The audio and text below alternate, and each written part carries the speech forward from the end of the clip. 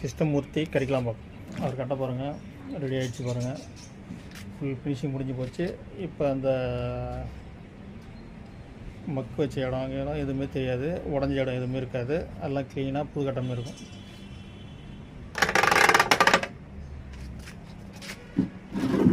பாருங்கள், க்ளீனாக இருக்கும்.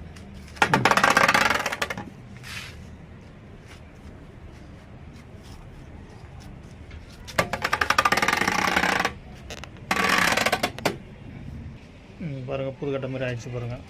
போயிட்டு